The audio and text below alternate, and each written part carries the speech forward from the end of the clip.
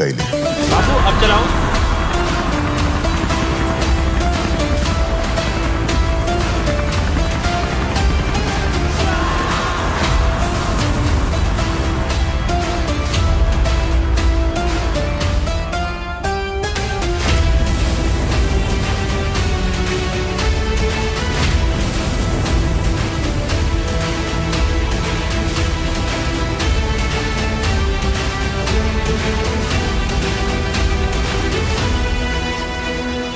ಅವನನ್ನ KGF ಕಳಿಸಿದ್ದು ಗರುಡನ್ನು ಹೊಡೆಯೋದಕ್ಕೆ, ಆದ್ರೆ ಅವನು ಹೋಗಿದ್ದು KGF ನ ಆಳೋದಕ್ಕೆ.